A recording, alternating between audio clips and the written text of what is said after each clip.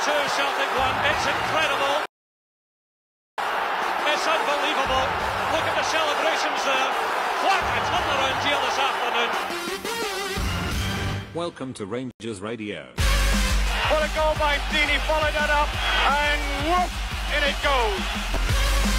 Why not give the show a call on 01413561972. Rangers open the scoring. Happy Tawdry. 12 minutes of the match remaining. What a stake. A stunner from Kenny Miller. Rifles it into the roof of the net. Or send Fox a friend request on Skype at RangersRadio.online. He's gone into the middle. McSwegan's in there too. When he comes for McSwegan, there's his header, and he scores! What a substitution!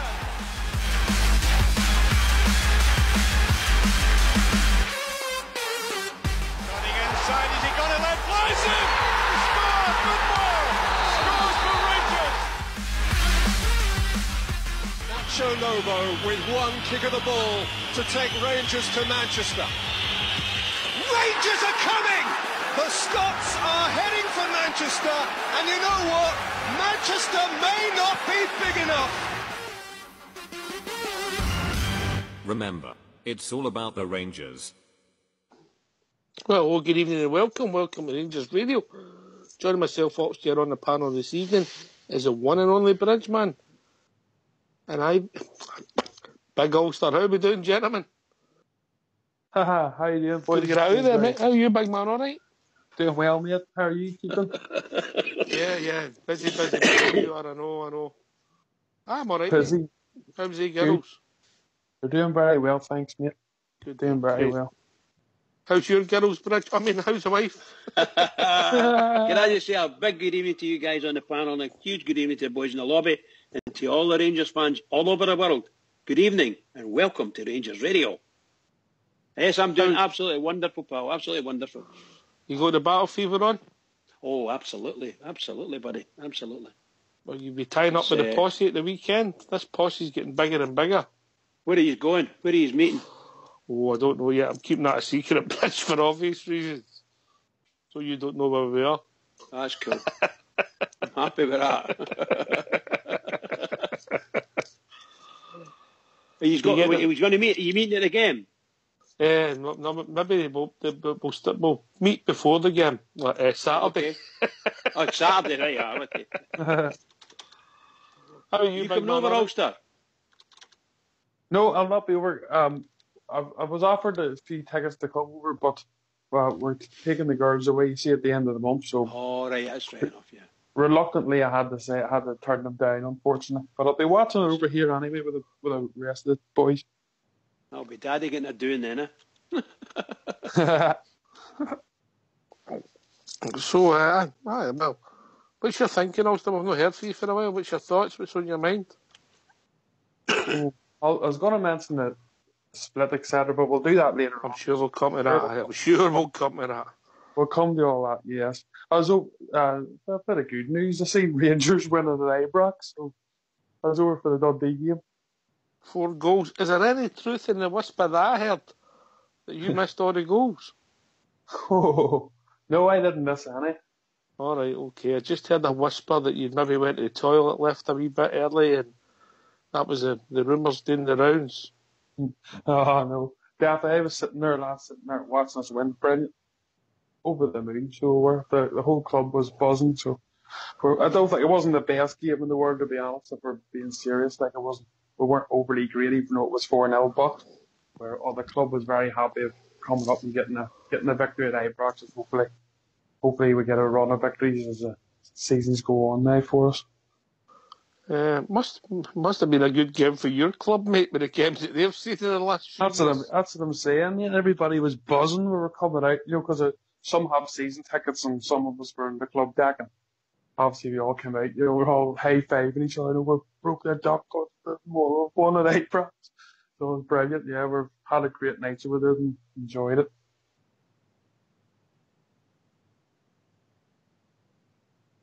Brilliant, mate. Brilliant. Pleased for you, mate. Pleased for you. I'll take 1-0 this weekend. I'm no greedy, Ulster. You're damn right, mate. I'll take 1-0 as well. You know what it's like, boys? Win, lose, or draw. we've seen the next 20 Rangers games losing would still come over. That's just what we do. But it was good to get a victory. Yeah. Good for the boys to get a win, Bridgeman. Oh, 100%. 100%, yeah. But you get kind of desperate, don't you, when you've had a wee win for a wee while. The relief after the Dundee game was immense, you know. The happiness, everybody smiling, it makes a big difference, huge difference. And then they started pointing their head towards this semi-final, and hopefully we can, shall we say, we can have a wee victory there to keep starting the building the momentum, keep it going. And that, I'm not being funny when I say it, but I think Rangers should be planning in their mind to try and get every single game. That's what we hope for. Every game, win it, just one at a time, and win it, and play your best. Play your best. That's what I want. That's what we should be doing every week. Plan to win. Oh, of course. But sometimes it doesn't happen. You know yourself. Sometimes it doesn't happen. For me, well, Sunday's game, there'll be a lot of conjecture. People will see it different. People maybe want McCrory at the centre back for pace. Other people want him in the midfield, and it'll be different in how different people see it. Also, what's your thoughts, young McCrory, when you see them in the flesh on Saturday? Yeah, it was so good to see him back, to be honest. I don't think he had one of his best games, but he was steady enough. But then he came back from a long injury there, so I can't really expect him to be on it to 100% from the very beginning, But it was good, definitely good to see him come on the pitch, and I think, he's got the qualities there. We've seen it all before, so hopefully that game's boded him well for this game on Sunday, because I think McCrory will be important for us. We'll need him to be on his game to have any chance of getting a victory here. Where would you play him, mate? Well, if we have the centre backs fit, I would be playing him at centre defence mid, because I think that's his strongest part of his game, to be honest. And I think we need somebody in there breaking up the play, and I think he'd be the right man, in my opinion. If everyone's fit, centre defence mid for me, I'd have him. Maybe yourself, Bridge. Where would his favourite position for you? Well, right at this point in time, I'd like to see the boy playing anywhere, but with a defensive mind, My preference for him would be in the midfield, to be the defensive midfielder, but we might be struggling too much at the back for that. They might have fitness problems with centre halves. I thought he played quite well the other day, and he had to go off, but it was probably more a crampy thing than an injury as such. But I think his skills in the midfield have been sadly missing. But then, who are you going to play with him? Because that needs to be planned out how you're going to do it. Because we don't want him being anywhere near the attacking side of things. We want him to be the defensive mid. But we just might not have the personnel available to us to do that, and just might be happy enough with him as a twin double centre half. It suits me fine either way. We just want somebody that can be able to a wee bit pace in the back somewhere, and don't let them run over the top of us. We definitely need someone to stop them coming through with a bit of pace, Mm-hmm. If you were picking the team, everybody's fit, where are you playing them, Bridge? If it was me, if I had my choice, it'd be defensive mid. All right, mate, I'm the same. Look, listen, before we start talking about obviously the announcements and the fixtures we've made today, we weren't going to talk about semi-finals, but there's been a press conference. We're going to hear from Mr. Murray. We're going to talk about whatever he alludes to, and then we're going to talk about, maybe if that takes us up to 10, we'll talk about the debacle that is Scottish football and these fixtures. If you don't mind going on mute, we'll hear from your manager, Mr. Graham Murty. They've taken a bit of a kicking, I think, over the last couple of weeks. A little bit out of proportion, in my opinion, but I thought that they stood up to the challenge quite well. We weren't perfect. We need to get better. But it was good to see them be a little bit more clinical, because that's when we look good. We look good when we're clinical in the box, and with the chances that we create, if we can do that, we put anyone under pressure, so that was pleasing. Did you get the response from your side that you wanted against the Dundee side, of course, who were desperate for points? I think when you look at what Dundee did in the week, they they've had 2 good results, particularly going away to our neighbours and getting a very, very good result. It was always going to be difficult. We couldn't imagine that we were going to blow them away at the start. We had to be patient. We had to continue to make sure we went through our processes and moved the ball a little bit quicker than we did in the first half. And they caused us a little structural problem in the first half with Rory Deacon's position. But once we figured that out, and once we started to move the ball properly with tempo, I was pleased with that. I was pleased with that aspect of it. But once again, I keep on reiterating it. We need to get better. We need to keep on improving. We need to keep on setting and extending and improving our standards. It was a terrific finish, of course, from Kenny for the first goal. It came at a great time in the game, of course, for Rangers as well. How did that change things for you at the break? It was at the point where we were starting to get a little bit frustrated, actually, because we'd started okay and we had a couple of opportunities. And you're looking and you're thinking, I hope it's not going to be one of those days again. But we broke nicely, moved the ball quickly again, and Jamie drifting off that left side as he does so well, found Kenny in a nice space, and you want it to fall to one of your lethal guys and let them go and express themselves, and Kenny took his opportunity brilliantly well. But I thought that we had other opportunities to be better with our final ball before that, and we didn't manage it, so it was pleasing to get the goal. I think it settled a few people down. But for me, it was about getting the guys into the changing room and reiterating the things that we talked about and making those little tweaks to try and nullify what they did. And albeit they came out the second half and started really well. So I was more pleased with the timing of the second goal, because I think the second goal really took the wind out of their sails. Yeah, Dundee, of course, came out in the second half, as they probably had to do after losing the goal to Kenny. But the way your team took their chances, they were ruthless, clinical, as you said there. Is that the most pleasing aspect, maybe? It is, but I think we could have got more goals. I think we missed some really good opportunities again. But to score 4 goals against a team that have been so resolute in the last couple of weeks, I thought was really good for our psyche. And once again, you look at the front 4. So you've got Kenny, you've got Danny, you've got Jamie, and you've got Alfredo at the top, and all 4 of them scored. So that for me kind of reinforces the potency that we have in the squad. And then you're missing Josh to come back in. It's good for me as a manager, it's good for the players, but it's nice once again to try and reinforce that belief in what we're trying to do. Yeah, you mentioned spreading the goals out amongst the key attacking players, but for the likes of Alfredo, for example, just getting his goal, just how important do you feel that was? It is for him, but also he's played a vital role in getting Jamie's goal, because he goes and nicks the ball, and some of his stuff was good, albeit he can do better. I still believe that there's more to come from him. I still believe there's a lot of development we can get into him, but he keeps on getting in the right places. And if he keeps on getting in the right places consistently and try and use his attributes a little bit more, I believe we can get more output from him.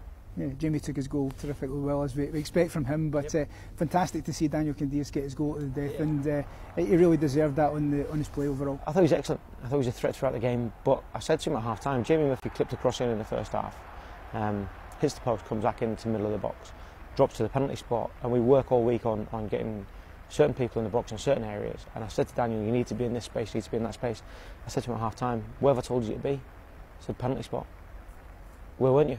I was stood outside the game, I wasn't inside the game. I'm big on people being involved in the game all the time. If he'd have been on the penalty spot, he's got to tap in. So second half, he gets himself in the penalty spot, Graham finds him with a great ball, and he goes and scores. So I don't know if you noticed it, after he's done celebrating with his teammates, he kind of looked over at me and laughed at me. So I'm quite happy with that. But we need to understand it's not just about individuals and their quality, although that's a massive part. It's about understanding the processes and the areas that we need to get into to get really good results from. So I think that once we start to understand that, once we put it into action more proactively, we'll get better results. Yeah. Was that very pleasing for you at the end, the assist from Graham Dorrans, just making that right option, taking the right option, obviously playing it across to Daniel? That's something I'm sure you want to see all the time. We like getting him in the final third. I thought there was times when he was a little bit deep in the first half and second half, but he's got good quality, he's a good decision maker, and I think that's what it comes down to. I'm a firm believer that the best players in the world make the right decision 99.9% of the time, and once we up our decision making processes, I think we will obviously improve.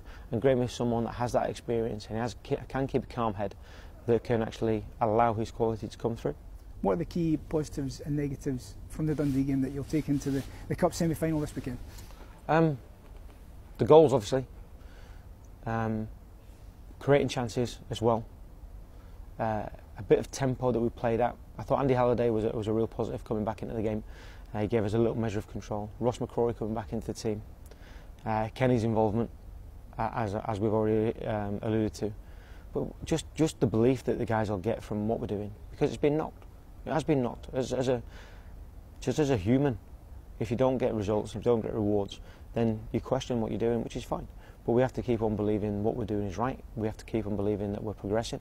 We have to keep on believing that we are going to get to where we want to get to. So those are the positives for me. But the negatives are we need to be better without the ball.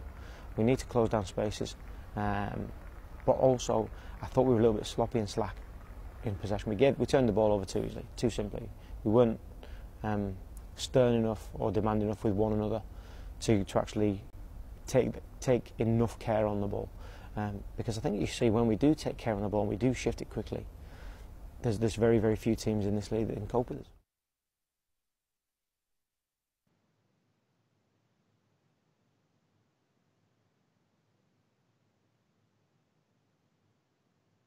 Well, Bridge, thoughts? Well, I like his honesty, as you know. I've not got any disregard or dislike for the guy. I think he's doing quite a good job for me. I think some of the things he says, though, we see it on these shows virtually every other night about the way the shape of the team and the way the team are playing, particularly the loose balls. And every time, and don't mean to criticise him too much, but it seems like every time he comes out with the same thing. We give the ball away too easily, sloppy passing, we're not covering the defence, and so on and so forth. And we lose a lot of stupid goals. And that, to me, summed up what he said, which is what we've said a wee bit longer than what we're saying. But that's what it was to me. But I'm mightily impressed with his honesty. And you can tell he's looking forward to this game immensely on Sunday. He's obviously not dropped any hints as to who's going to be available, who's no. So let's see where the excitement will build, and let's see what happens. But well said. It was a good interview. Good interview. Ulster? Yeah, I think it was an honest enough interview. You know, there's things our team didn't do great. For being honest, I think we've seen that. Anybody who was there, who was watching it, it was sloppy at times, and the managers being honest with that. You know, but I think he does have belief. He has belief in certain players that he thinks he can do a job for him, but sometimes, as he said himself, maybe like Darren Candace and maybe a few others, you know, aren't doing the things that are asked of him. And I think that sometimes we need to learn. We need to try and whatever obviously they're being taught off the field, they need to try and bring that into their game and maybe not lose focus as much and having to be pulled up for things in the second half. But I think the manager was probably as desperate as anybody to get a victory, because boy did he need one big time. He needed a victory there in the weekend, but at least he's got that. Just has to try and get some confidence instilled into him for this game on Sunday, and hopefully the team come out and give it their best go. That's all we can hope for. I don't think you should really have to motivate the team. He has to organise them. If they're not motivated for this, don't know when they'll be motivated, you know. Anyway, if people want to join us, what's the number, Ulster? Oh, I haven't tried this news. 0141 356 1972. Yes, well done, Ulster. Yes! You're the best number reader on the panel. I'm proud of that. I'm so proud of that number. And you can join us at sorry, Bridge. You can join us at RangersRadio.online. You've been brought into the call to talk about all things Rangers. We've been joined with our first caller this evening. It's the one and only Rudy Bear. Evening, Rudy. Evening, gents. How we doing? All right, mate. All right. Everything's good here. All right, okay. Cheese and biscuits finished, mate? That's it. Just finished them. On to my coffee, and the last of my coffee now. Oh. You must be due to peel you another grape, mate. No, I'm just a bit... You're not retired for brandies, old boy. Have you not retired for brandies yet? Oh, that comes after the show, Bridge. He's a man of habits, is your Rudy. Rudy. How are you, mate? What's on your mind, mate? What are you thinking about? Did you hear the interview? Any thoughts? He's a nice guy, you know, like we were talking about the other night, you know. He's really honest in his assessment of things, you know, assessment of the game at the weekend there for definite. I mean, we all said on Monday, I think it was, we all said first half was abysmal at times, you know. He's obviously had a wee word with him in the dressing room at half time. I've never managed to understand this, but how we can start so badly in games at Ibrox. It seems to have been a feature this season, and sometimes we can't seem to pull our socks up and go on with the game, and that's why we've dropped so many points. We've had so many defeats this season, But he's an honest man. He's just in my opinion. I mean, I know we spoke about it the other night, but in my opinion, he just isn't a Rangers manager. I'm afraid. I appreciate everything that he's done for us. But I tell you what, his stock will certainly go up if he can win on Sunday. I'll take a 1-0 win, 96th minute. Ball bounces off Kenny's backside, for 2 yards out, man. I'll take that. Anyone at all do me on Sunday, Hey, wins on Sunday will be Sir Graham Murray. I'll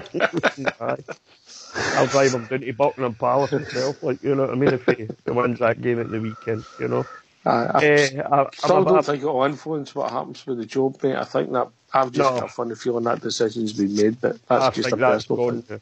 I think in the run-up to the run-up against the game against the Dark side there a few weeks ago, we were high, weren't we? We were a bit high with all confidence, and things were going well. We're rattling in goals for fun, playing fairly decent football, it has to be said. Really good football at times, actually. A bit of credit where it was due.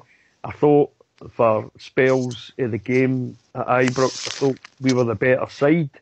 I think he made decisions. I don't think, in fact, it was lack of decisions when he should have made them in the second half, especially when they had a man sent off. That kind of lost us the game, really, because we could have won that game. They were there for the taking. When they went down to 10 men, we could have won that game, And you're right. In hindsight, it looks as if he made a mistake, but he could have done what we thought he should have done. We could have lost another goal. You'll never be able to answer that. That's the trouble. No, well, this is it, innit, we're all experts in hindsight, aren't we? After the event. Yeah, but I was at the game, mate, and you'll find this hard to believe. I was screaming to get Kenny Miller on with 20 minutes to go. Aye, well, Kenny's got a record of scoring against him, hasn't he? It just looked with the shape and we were going forward, and he's just he can hit off his shin. Kenny 40 somebody, aye, and he could strike one and he can hit the ball or something, And I said the other night, Ox, it's very telling that Kenny played against Dundee. Kenny will be starting on Sunday. Absolutely sure of that. He'll be starting Sunday. I think if you leave Jason Cummins sitting on the bench, you start with Kenny Miller, that tells a story for me, So Kenny will be starting on Sunday. There's nothing I'd like to see. There's nothing I'd like to see more than Kenny scoring the winner, to be honest. Really stuffing it back down their throats, all the taunting that they're doing, Oh, I don't care who scores the winner. I don't care. I'll be delighted to do it. Doesn't matter who it is. Anyway, Bridge, if people want to join us, what's the number? The number is 0141 356 1971. That's 1972. That's 1972. No. They got it wrong. I'm all flustered. I'm all flustered. Got it right. I'm all flustered. Right, that's a test. It's a test. Right, here we go. Rudy, if people want to join us, what's the number? 0141 356 1972. Well done, pal. Hey, bother, Bridge. I've been practicing. Where else can they join us, Bridge? You can join us on Skype at RangersRadio.online, and if need be, Fox will bring you in, and you'll enjoy yourself. There you go. Anybody wants to join us and talk about anything Rangers related, that'll be great to hear from them. And look, we've also been joined, I think, it's the one and only Ibrox Loyal. Evening, Ibrox. Evening, gentlemen. Evening, Ibrox. Hi, Loyal. What's on your mind, mate? Just listening to Mr. Murty's interview there again. All right, okay. I enjoyed it again. Very honest. He said some things about us losing the ball too easily and no closing down enough, when we should be closing them down a lot quicker than we're doing. And hopefully that he's banged into them throughout this week in training and the next couple of days we've got before obviously the cup game, because that's what we need to do it. We need to be in their faces. We can't let them dictate play. So the closing down factor is going to be a very positive thing for me if they've been doing that throughout the week in training. But he also says we could have had a lot more goals on Saturday as well. Anyway, it's been very honest because, let's be honest, we could have done it. It could have been 6 or 7 if we took the rest of the chances. I know it was a 4-0 win, but there was still a lot more things we could have added into our game on Saturday that we didn't. And it's another thing I hope we've worked on in training this week for this up-and-coming semi-final of the Cup match. So, Aye. I mean, you never get the perfect performance, do you, Bridge? No, it's very difficult to get. It's a while since I've saw a really good performance. I hark back to the time when we beat Celtic in the semi-final of the Cup to go into the Cup final. We Hibs, we lost that. But that was a tremendous performance. Have you ever watched that game back, Bridge? Yeah, I have indeed. Did you ever see Did you see the sitters they missed that day? That I couldn't remember at the time. Aye, three sitters. But actually, I think the worst one was a young boy that's raving about it. Roberts. Aye. How he missed that virtual open goal, wasn't it? A virtual open goal. So there you go. It just happens. I mean, Kenny Miller missed 3 open goal. To me, there were open goal chances on Saturday there. Aye, the hardest chance that Miller got, he scored. Yes, indeed. Sometimes you wonder about Kenny Miller. Then you think to yourself, well, I used to go and sit and watch, shall we say, one of the best goal scorers we've ever had was Ali McCoist. And my goodness gracious, did he miss some sitters? He missed some great chances. But it was always there. They bang it in when it mattered. Kenny, well, swan song, last hurrah, whatever you like, you know. He's made his eat with words before, Ulster, and I'm sure this could be we'd all love it if he'd done it again. Yep. Well, to be honest, I was hoping we'd never have to look towards Kenny Miller again. To be fair, I thought we'd maybe have kicked on a wee bit, thought we were kicking on, but unfortunately we had a bit of a brick wall there for a while, and he came on and he done the business again. That's just what he does. So if he gets a start on Sunday, I'll be cheering as loud as anybody if he gets a winner, definitely.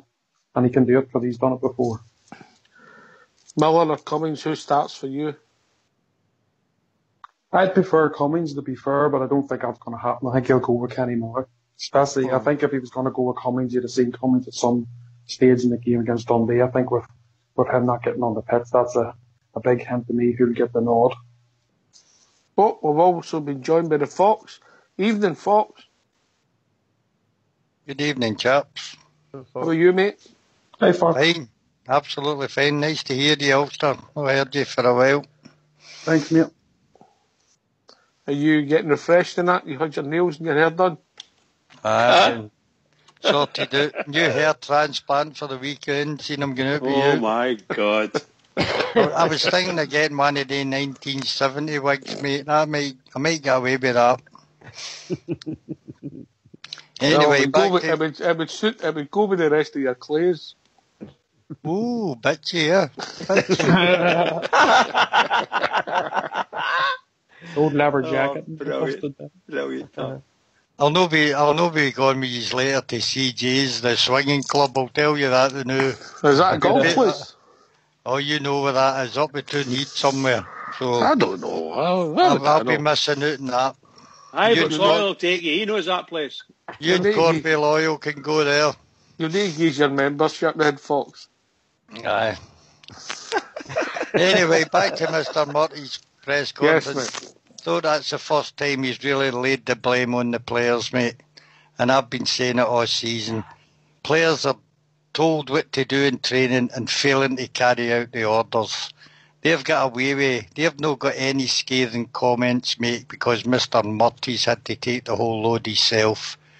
And as he proved there, he spoke to Candias at half time, told him where he should be when when he's coming in for the right-hand side to get towards the penalty box. Didn't he do it the first half? Told him again in the second half, he scores a goal.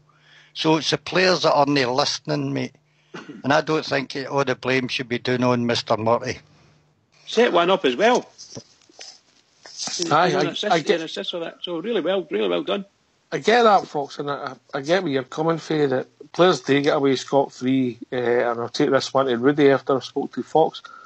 Players get away scot-free when at clubs with the they change the manager, they don't change the players, because it's easier, isn't it? One guy instead of 20 players. But the flip side of that, what we'll see is it lack of respect for Graham Murphy for not carrying out his instructions?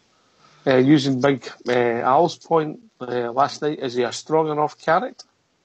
I don't think he is, to be honest with you. You know, I think he's, like I said 5-10 minutes ago, that he's a really nice guy. You know, he comes across that way. You could probably sit in the boozer with him and have a couple of pints and talk football for a couple of hours with him, you know. And you'd thoroughly enjoy your chat with him, your conversation with him. But he's certainly not a Walter Smith or a Jock Wallace or a Graham Souness or any of these guys, you know. And I just don't think the players think that way. But, you know, I said this last week as well, though, in defence of Graham Murray. The players have got to take responsibility for what happens on the park. You know, they're in training all week. They obviously discuss the game. They set up the way they're going to play in the game, whoever the opponents happen to be. And then it looks like almost every game they go out there and it's like they totally forget what it is that they're supposed to be doing. So I'm with Fox on this. As much as I don't think Graham Murray is a Rangers manager and he won't be by come the end of the season, the players for me have to take responsibility for what happens on the park. Once they cross that white line, it's down to them to put into practice what's been happening on the training ground at Auchenheavy all week. And sometimes they look like they can't pass the ball 5 yards. Sometimes, I mean, the first half there at the weekend was absolutely abysmal, some of the passing that went on. That's not Graham Murray's fault. That's their fault. Somebody not being able to pass the ball 10 yards is nothing to do with the manager in a game, is it? Not the manager. No, that's the player. That's down to the players. I would say that he mentioned something there, and we'll go to Bridge with this one. He mentioned something that we struggle off the ball. Now, when you're coaching, Bridge, you do more coaching when you're getting people moving off the ball, where they've got to be, what they've got to do, what their role is, rather than on the ball, because that's instinctive and who's in front of you and who comes towards you for the defence. But off the ball, everybody's got a job to do. And again, I'll go back to my same point. Is he a big enough character to get his message across? You know, these are sometimes you wonder if he has indeed got that. Although, based on what was in with Fox, it said that he said he had a word with Candias and changed his, shall we say, attitude towards off the ball. Where are you when such and such is going to happen? You need to, don't be there, you must be there. And that appeared to work a treat in the second half for him. It might have just been a coincidence that we were on the up at that time. But I'd like to think that it was because he spoke to him at half time and made him change his mind as to where he was playing. Because everything you have said up to now obviously points to the players not doing A, what they know and what they've tried at training, and B, maybe being a wee bit overrun and panicking a wee bit. And the natural tendency for most people is to fall back, and they fall back and then they leave the whole of the midfield to the opposition, and that's where they pick up all the second ball easily, and they did. And Dundee did that. They controlled the whole of the midfield for most of the first half and a big chunk of the second as well. And it's only by winning the second ball. And that's all it was. Not all it was, of course. They had some good players as well. But once Rangers got a grip of the game, started playing, you started to see people in what you could call the proper position. And don't get me wrong, Dundee they only threatened once or twice in the first half, and they hardly threatened at all in the second, truth be told. But the big chunks of possession, which is more difficult for Rangers, because we need to run, we need to get the ball and attack at a great pace, and we didn't do that as much as we would like to. But I agree, it's all to do with what they're doing off the ball. Everybody knows that. Everybody can see it. Whether he's a correct character or no, I don't know. I don't have it. I don't think he is from that, but it might take a bit more experience for him. Maybe another season, and he might be, you know. The possession thing's a good point, Bridge, because they had 51% possession. How many teams do you see coming to Ibrox that should be allowed more possession than Rangers? You know, I think sometimes there's too much made of possession, but if well, leaving a lot of possession, it depends what you do with it, I suppose. If it's the two centre backs knocking them back to each other and the goalie, well, for a lot of point. Ibrox Loyal, what's your thoughts? And Being somebody obviously couldn't play football, so they put you in goal, right?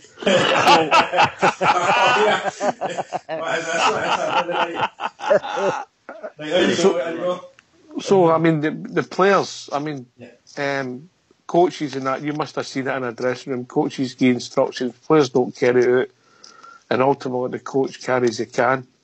How frustrating is it? It's very frustrating, mate. As I said last night, especially Mr. Murray, he tells us at his press conferences, he gives them the tools during the week, before the weekend's match or the midweek match.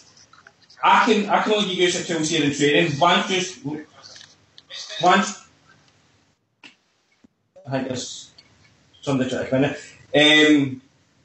Once just cross that white line, there's not much more I can do for you. I can make the substitutions at the right time, which obviously hasn't been done. They must carry out the manager's instructions to the letter as they're trained through midweek, just before the game at the weekend. They're obviously not doing it, and I think if Mr. Murray is too much of a Mr. Nice Guy in the dressing room, well, he has to get in and tell the players that's it. For the rest of the season, there's no more Mr. Nice Guy. He's no carrying out my instructions to the letter. I'm going to have to start getting a lot tougher on you. And maybe that's the way it's going to have to start working. Too late for that. I don't think people can change their nature. Ulster, and we'll be joined by Big Al, but we'll put him in a few minutes. Big Ulster. Yeah, everyone's making fair points. Like at the end of the day, but he has the options on the bench.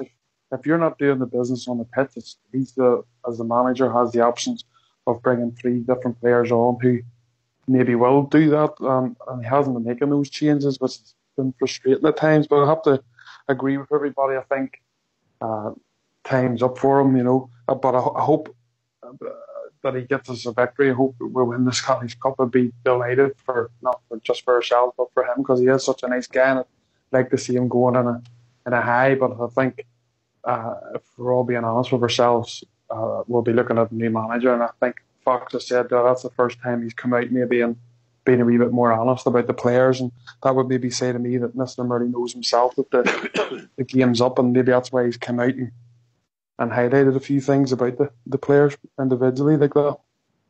There's another wee point that I'd like to make in his defence, Ox, is he's never had a leader on the park. We've never had a decent captain on the park. So what they do once they cross that white line, we've not got a Richard Gough or a John Gregg there bawling out the orders to remind these people where they're going wrong. And he can only shout for the sidelines, which isn't the same. It doesn't have the same effect in players. A thing I'd really hate is when a player plays a ball and they're clapping when it doesn't go anywhere near them. You should be turning round and bawling the heat off at the guy that made the pass that it didn't connect. And some of these players, it's like an all pals act between them. Nobody takes any blame for anything on our side. Well, guys, come on quickly. On you go, Ulster, huh? No, I think that's a fair point, but the problem with our team as well, Fox, is you say they're not balling at them because we have nobody to ball at anybody because nobody's been taking the bull by the horns. So nobody can really, has had a good enough performance for me the last few weeks that they can sit and shout at anybody else. But I agree with you, that's what we're missing big time as a leader, someone leading by example who can shout at these players and tell them what to do, and we need to sort that for next season. That's what Alves was supposed to be. That's what I thought when he came in. I was absolutely delighted when he came in. Is it? No, it's not worked at all. He certainly. If you think a man who has experience, 90-odd caps for his country, played with some of the top clubs in Europe and stuff, you'd think to yourself, he knows what he's doing. You think he'd canter it here in Scotland, but it's just not done it for me. I'd be quite happy to see him go at the end of the season, to be honest, if there's any way we can come to an accommodation with him. Because he's just not doing it, he's just not doing it at all. I thought experience, older head, he's the leader we were looking for. It's not turned out that way. Anyway, we've been joined by Big Al, the global ambassador. Hi, Al. Big man. Good evening, gentlemen. How you doing, mate? All right? Aye, brand new, man. Good, actually. I missed the first part of the show, but I take it you're talking about the enigma that is Graham Murray. We're talking about his interview. I never heard that. I've switched off him. he's no longer. He's not going to be there much longer, so that bodes well for the club. What I'd like to say is he is the figurehead of the club, as you know, at the moment. He's the man that makes it. He's the man that makes the decisions. So that's the man that's head goes on the block when there's any problems. Can't blame the players. The equivalent on here is Fox. Right. Well, he's the Fox of Ibrox, isn't he? He's a equivalent. Mr. Murray, he's not up for it. I hear he's saying, "Is that I'm blaming the players now?"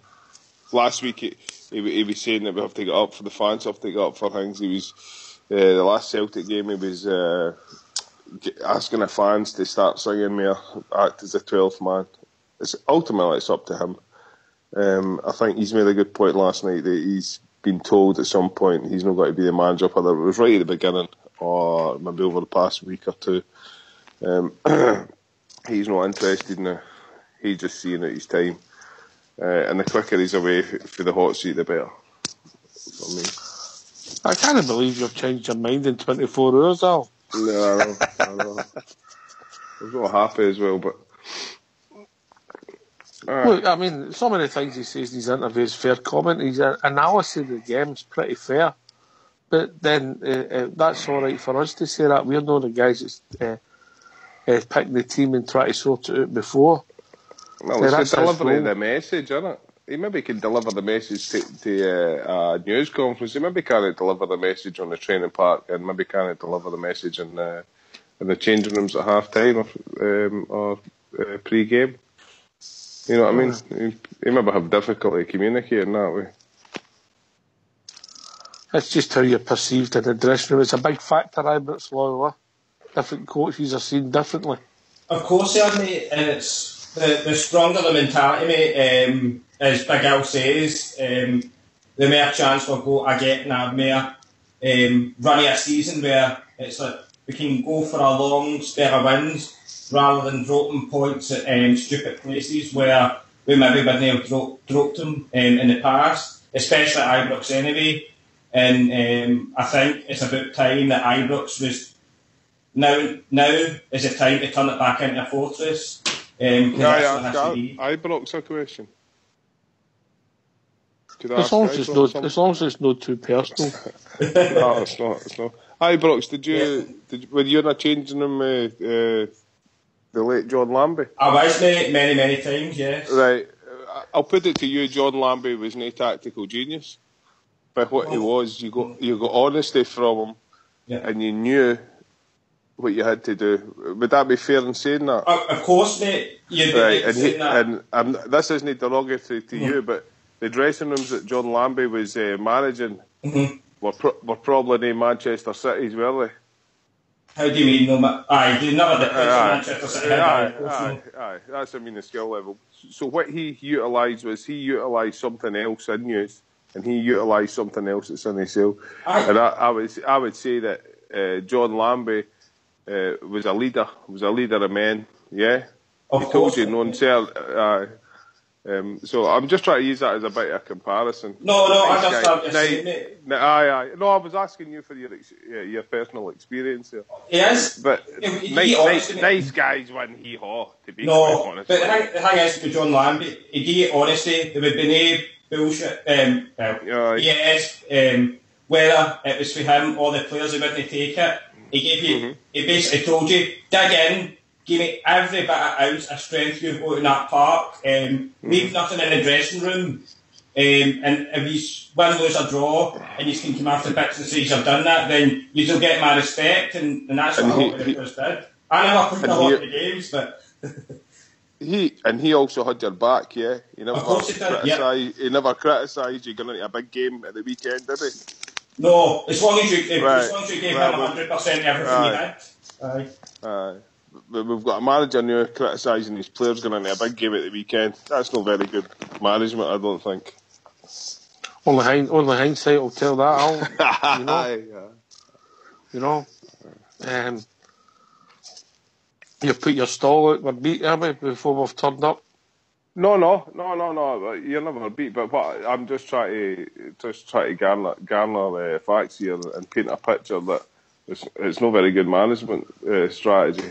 And maybe Going into a very important. That's the whole Is this thing. just reverse psychology? He's no experience, has he? He's no experience, has he? That's the problem. Major problem for us. Fox. We've got a couple of key decisions for me in the game on Sunday. Obviously, what we do with the sort of defensive three, and I mean that the two centre backs in the midfield, and that is where we play the boy McCrory. I think I'm with Rudy. I think it'll be Morelos and Miller up front. Yeah, I think the rest of the team pretty much picks herself apart for again. Who else is going to play in midfield? So that's basically right up the spine of the team. We don't know, or we could debate who we're going to play. How do you see it? I don't know. What makes you think Kenny Miller will play, mate? Two up front? I think he'll play in the Windass role, mate. I think we'll play the exact same setup as we've been playing, mate. That's that. I would go with you. I would go with a 4-5-1, but I don't think we will. Well, the thing is, if you play somebody in the Windass role, or Kenny Miller playing the Windass role, as you're calling it, mate, we're a man down in the midfield right away. Kenny Miller cannot handle the midfield, mate, for me. So why should we change the habit the whole season? But I mean, he's got a terrible touch, mate. He can't tackle, so you're a man down there. You've got to go with midfielders in the midfield, mate. I wouldn't even mind if you'd have said Miller up front and maybe Morelos been kept on the bench. It wouldn't be my pick, but I could understand that. But if we play somebody in that Windass role, mate, we'll suffer in the midfield. I think we've got to have three real midfielders in there. Well, we're trying to one up. Who would they be for you? Goss, McCrory and Dorns, mate. Well, you've also answered the centre-back pairings. That'll be Alves and Russell Martin. That would have to be, yep. Aye, okay, mate, I get that, all right. Same question to yourself, Bridgeman? I think we said earlier, I would personally. Are you asking me who I would want, or who I think the manager will play? Who you want, and then you can see who the manager will play. Right, okay. Right, who I want, I would want to have the Russell Martin and Bruno Alves in the centre backs, and I'd want the goalkeeper to remain the same, and the two full backs, and then I would want McCrory playing in the midfield somewhere. How he picks up the midfield, I don't know. Who he's going to drop out, I don't know. But I actually agree with you. I think that Kenny Miller played on Saturday, and I thought he played quite well, considering all things considered. Had a good few chances, was a pest, and got himself into some good positions. I don't know whether last time he tried to play against, he tried to block out Scott Brown, but it didn't work too well for him. I just don't know how he's going to work it. If you're going to get McCrory in there, then Doherty might be a victim there. So you would maybe drop him and put Dorns as in the attacking role. You have to keep Candace and you have to keep Murphy. So that's what I would say. I would suggest that's what you're going to have. That makes sense. Candace. Yes. Candace. Can I ask Bridgman, did you think Kenny Miller had a good game on Saturday? Oh, no. I don't think he was that bad. I thought he was quite effective. I thought, being honest with you, I thought he disappeared just like Windass did, speak, because we've not got him that plays that role. That's the problem. But the way the teams have been playing against us is all about packing the midfield in the middle of the midfield. And we go over run, they stick 3 and 4 in there. Our wide men don't come in. We deliberately don't come in. And that's maybe the way the manager wants it to play. So you ended up with, they're bringing 4 midfielders in against your 2. They pick up the second ball, they give it to their playmaker, and away it goes. And that's what happens is we get overrun consistently. If they don't do that against us, they put the high ball up. They throw the high ball up to the full-back area and down the inside channels. And that's where our full-backs are away up the park and we're lost it. So they've got a variety of things they can attack us with. But lately it's been sheer good play by picking up the ball in the midfield and leaving us for dead in the midfield. Actually leaving us for dead, both in fitness and finesse and ideas, tactical ideas. Foxy boy. But what makes you think, and I agree with you, by the way, I personally agree with you, that's been a problem for me all season. 2 against 3 in the midfield, or sometimes 2 against 4, the way teams have set up. And that's been, in some of the games where we've struggled. Now, it's not always worked like that. The system's worked very well for us away from home. What makes you think we're going to change it for Sunday? I don't know what Mr. Murphy's going to do on Sunday, mate. I'm just saying, you asked me what I would like to see, and I want to see midfielders in the midfield role. I don't want to see a centre forward dropping into midfield because it's a waste of a jersey for me. Have your 3 midfielders in midfield positions. Defensive midfielder McCrory, and for me, Goss and Dorrans sitting in the middle, mate. Both capable of opening up defences. And I think that gives us the best chance to get through balls, maybe to Candias and Murphy on the wings, mate. That's the way I would look at it. All right, mate. I agree there. Exactly what Fox has said, but I don't think... I'd be surprised if that happens. I think he's a creature of habit, Graham Murphy, and I think he'll go with his usual. And that's why I think Kenny Miller will play, because Miller will play the same position that Bangle Boy normally plays and Josh Windass plays. And for me, if we play like that again, it's like trying to knock a brick wall down with your forehead. What's the point? You know, you're making the same mistake over and over and over again. If he doesn't change something for Sunday, then it's a complete waste of time, because they'll just flood the midfield. And the 2 boys that are in midfield, whoever it happens to be, and it's probably going to be McCrory and either Goss or Dorrans. If that's the 2 boys that's in midfield, they're going to have a hell of a time, mate, on Sunday. But I'm with 4-5-1. McCrory sitting in front of the back 4, protecting Martin and Alves, and Goss and Dorrans, who are more forward clinking players, to get up and help out Morelos and the boys on the wing, Candias and Murphy on the left. That's the way I would set the team up, a 4-5-1. And have Kenny Miller sitting on the bench. He's got a habit of scoring when we don't expect him to, and if he's needed in the second half, I bring him on in the second half if needs be. But I don't think that's what's going to happen. I think he'll play Kenny Miller, and I think he'll play him in the Josh Windass role that Windass has been playing in the last however many months it is now. Funny enough, so do I, mate. I wouldn't do it personally, but that's what I think. No, I wouldn't either, but that's what I think he'll do. No. Ibrox Loyal, then Big Ulster. Yeah, I'm the same as you guys with the 4-5-1, but I would be going with Docherty, McCrory and Dorrans. With obviously big wins. What are you basing the Docherty factor on then? Because he's... No, that I want to be too defensive. Let me not get that in your heads, but I feel as Docherty's got more defensive capabilities about him, along with young McCrory. And then you've got Dorrans, who can be the attacking player, the feeder for Morales, the player that's going to get as close to him as possible throughout the match.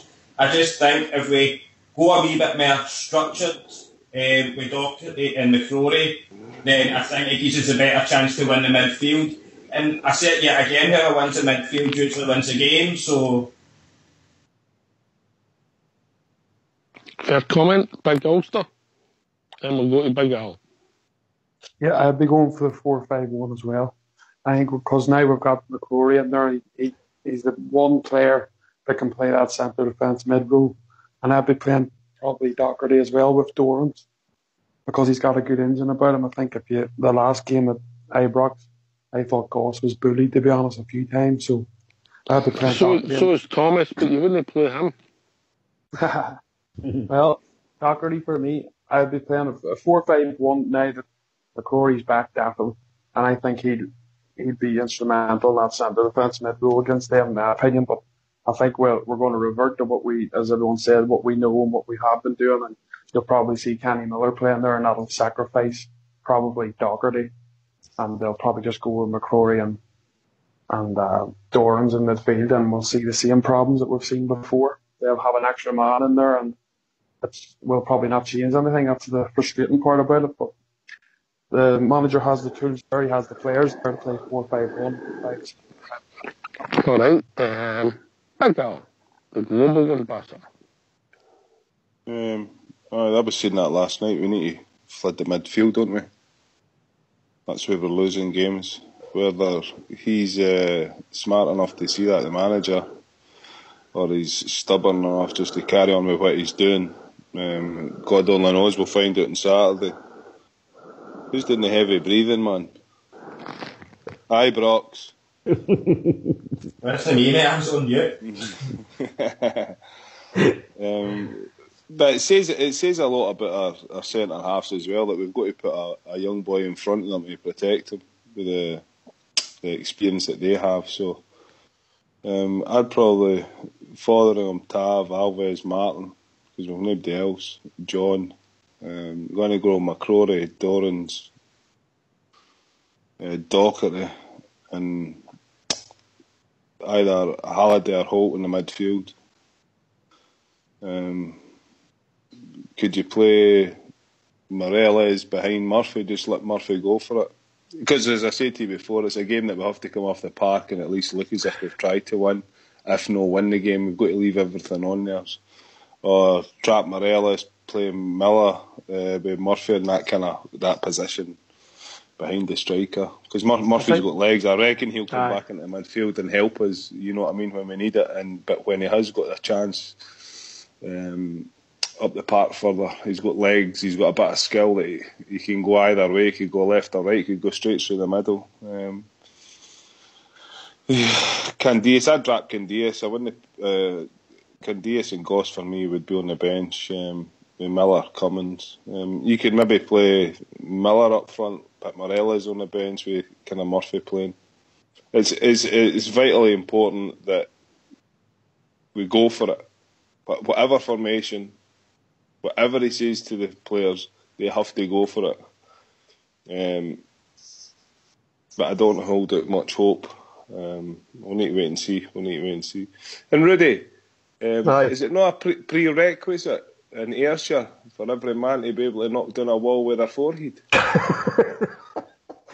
Yeah, you can see it on a Saturday night there, Toon Centre. There's a few of them give it a go like. So's a woman, man. Anyway, we've got to shore up the midfield. We all see that. He's bound to see it now, and we've got to come off the park and leave everyone we've got on the park, so to speak. We've got to go for it on Sunday. It's the last. Last waltz. Yeah. Biggest game of the season, mate. Fair distance at the moment, you know. And we're not going into it with any confidence. We're not going into it with any momentum. So it might just be one of the days that the stars align for us. It might be one of the days. I hope you're right, Al. You're right. Would you think Holt or Halliday in the middle with that midfield? Just who would you put in? Probably Holt. Holt's disappeared, didn't he? Aye, but he's industrious. Aye. So's Dyson. I'd probably myself. I'd just probably Holt probably edges it, but maybe the Halliday could just do a specific job. You know what I mean? To go in and do that specific job in the middle of the park, like.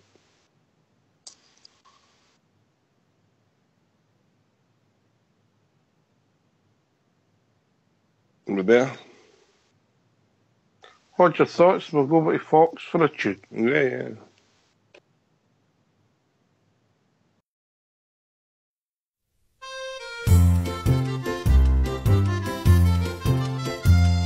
The statement I do make, and it is no mistake, about a football team that plays down Parkhead Way. They're a shower of diving shites, and you know that I am right, for that's the way the Glasgow Celtic play. They were playing against the Hearts when the ball went into the box. Chris Sutton, he dived down onto the grass. The ref just turned away and carried on with play. The fans then shouted, "Sutton, get off your arse. Get off your arse. Get off your arse. You diving, cheating shite, get off your arse." Yes, are always a bloody same. When you play this football game, you're always diving down onto the grass. Sutton's not the only one when you play against the scum. Petro, Thompson and Hudson do the same, trying to con the referee to get a penalty, for the Celts will cheat so they can win the game. A match against Dundee, it was very plain to see when a ball came into the box to Didier Agat. Agati turned around, then dived him to the ground. The ref just said, "Agat, get off your arse. Get off your arse. Get off your arse. You diving, cheating shite, get off your arse." Yes, are always a bloody same when you play this football game. You're always diving down onto the grass. There's a rumour going round up at the Parkhead ground. When you hear what it is, I'm sure you'll think it's true. The Tick have signed a guy to help them when they dive. It's none other than Mr. Duncan Goodhue. This rumour could be right. The other day I watched the shite. They were playing against a team nicknamed the Pars. Stilly and Petrov got the ball and done a terrific somersault, but he was told, "Hey, you get off your arse. Get off your arse. Get off your arse. You diving, cheating shite, get off your arse." These are always a bloody same when you play this football game. You're always diving down to the grass.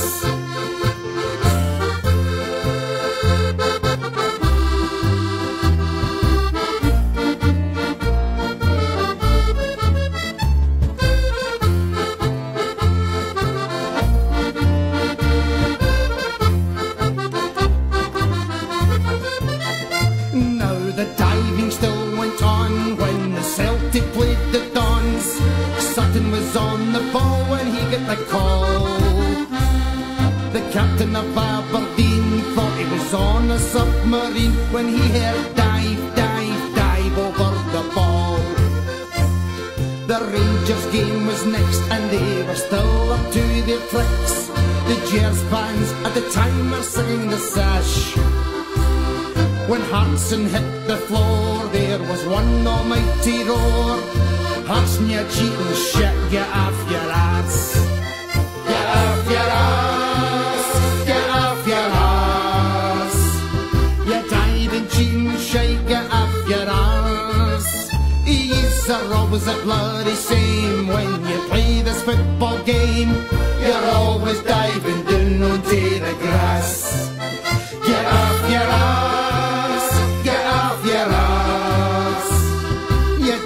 Cheating shite, get off your arse. These are always a bloody same when you play this football game. You're always diving down onto the grass. Yes, she's are always diving down onto the grass.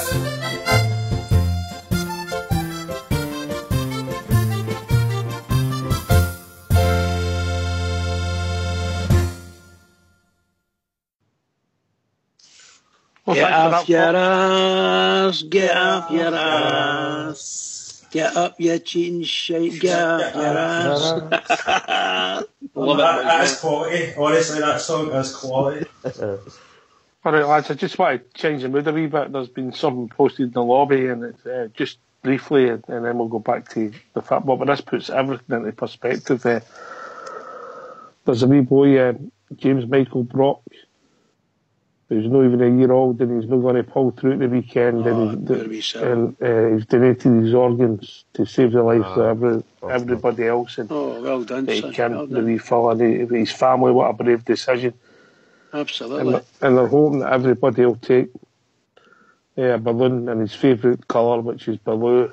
So I'm taking a balloon to the game, but I'll need to get 2 blue ones. So all our thoughts and prayers go to the Brock family for Rangers Radio, and we fella, mate. A short time, but God, we're proud of you, man. Well done. Here, here. Here. Right, let's go back into this debacle. It's called Scottish football. Fox, explain to me how this has worked. I never set it up. I don't know much about it. But anyway, I like it. I'm the only one that seems to like it. I think the way the fixtures have come out, mate, I think it's exciting games to the end of the season, and I think it's working out quite well, mate. I don't know. I'm not going to explain how it works because I don't know, but I quite like it. I'm the only one that seems to be on the panel that likes it. That's the problem. Bridgeman. I'm not a great big fan of the split. But I said last night, in all fairness, something's got to happen. I just want to make sure that the Rangers fans aren't mistreated, maltreated, call it what you like. And we've paid for a season ticket for 19 games. And that's what I expect to get, 19 games. And that's what we're getting. They can put it up any way they wish. There's 5 league games to play. We've got to play all of the top 6 teams that are with us, and we've got to play them whenever we do and wherever we do. 2 of those games will be at Ibrox, and this season, and that makes up the 19 games, and I'm as happy as a pig, as you know. And as long as we are not being treated like fools, yeah, and getting given go over to play Celtic in the first game of the post split, I'm happy with that as well, because that's the last thing we want to do is go there and to be some sort of sacrificial lamb to them. I don't want anything to do with that. Get that to where. So as far as I'm concerned, I'm quite happy with what's happened. I'd have preferred if we could have been even a wee bit later. Like match 3 or something like that away to Celtic would have done me fine, to be honest. But I'm happy overall. I'm happy the way it's all worked out. I don't really care where we have to go, and I don't care who's going to come to see us. As long as we get the 2 games at Ibrox, I'm happy. All right, we'll be joined by our SFA correspondent, Mr. True Blue. Right, let's see that part. That's that Shadows flatter. How we doing, mate? Aye, all right. Listen, I'm listening to a bit Murty there. The players are no doing what they're told. Why they in the team next week? Dead simple for me. You don't do what you're told, and tell my boy, he goes to a party, don't drink, don't be at the pumping. He asks the next time, he's not going. Simple as that. And? Well, it's obvious to me, if you're not doing what you're told, you're not on the team. No, I was talking about your boy at the party. What one? Oh, but mate, that's a lack of discipline, I think Big Al goes on about the leadership. But True, explain these fixtures to me, this split. Aye, right, so I will. I told you last night about fractions, didn't I? Absolutely crazy. It's a mockery. I know some people like it, but no, not for me. It's a nonsense. Absolute nonsense. It just adds to the stupidity we're looked upon as having in this country regarding our football. It really does. Sorry, not for me at all, The only thing is that the split, True Blue? Aye, I don't like it at all. Aye, you're talking about the split, aye. I don't like it at all. I think, and if I'm reading this right, I think you can actually miss out on the top tier and end up with more points than somebody in the top tier. That's happened before, yeah. It's no for me, mate. I understand folks saying about after Sunday. Put it this way, for me, I can't enthuse myself about us in a battle to reach second place. I just can't. And I know what Fox is saying about exciting games. I don't see it that way, mate. Don't see it that way at all. All right. Ibrox Loyal, what's your thoughts on it, mate? But I said last night, mate, I'm a severe dissenter in the split. Nobody can figure out the exact way how it's supposed to be run. It doesn't show the league in a great light at times. the SPFL couldn't run a piss up in the brewery. That is why we've been left in this situation where, by all stretch of the imagination, these fixtures should have come out 48 years ago, and because they've not got a brain between them, whether it's SPFL, whether it's SFA, I'm sorry, if you're having this much problem, get rid of the split and it saves all this hassle. It's simple. Big Ulster. It's a car crash, to be honest. I'll give Fox's point. There is the games maybe against the top sides and it'll be exciting, but if you're a fan and you're not living close to the ground, it's pretty hard to book yourself flights and all these things. This is very late on, in my opinion. For us to try and book accommodation would be colossal money, so it prices us out of the game. And I think Scottish football should be, the game in Scotland's a product that should be shown to as many people who want to come to see it. But I think by their actions and how late they're putting these fixtures out, they're pricing a lot of the fans out of the games, to be honest. All right, Rudy. I'm be true in Ibrox. I think it's just a debacle, to be honest with you. I can't see why we just don't go to a 16-team league or something like that. I know there's talk of games, the big games that didn't mean anything. But there's games like that anyway. So what difference does it make, really, in the grand scheme of things? For me, the split is it's a shambles. For the size of league we're a 12-team league and we've got a split. For the last 5 games of the season. So the low IQs that work at the SFA and the SPFL, man, they need to look at this and do something about it because it's just an absolute joke. Every year it causes hassle, it causes a furore. You've in the last few weeks you've had Brendan bumping his gums about what he wants, you've had Neil Lennon bumping his gums about what he wants, and this comes round every year. Just go to a straight league. Straight league, 16-team league, and you can have a playoff at the Bolton playoff system, for the championship, promotion, stuff like that for the championship. But for me, the split is I think it's just an absolute joke. I can't believe just for the records, Woody Blair, Rangers Radio welcomes all people of all sexual orientation. They don't need to be straight to play in our league, alright? Get us into trouble, mate. I'm sorry. But you know what I mean. As I said, I'm with Crewe and Ibrox here. I just think it's a complete and utter mess. And they go through this every season. It's time somebody done something about it and just sorted it out. Get rid of it. Just get rid of it. And if that means inviting another 4 teams up for the championship or something like that, have a playoff, sort it out, but just get it done.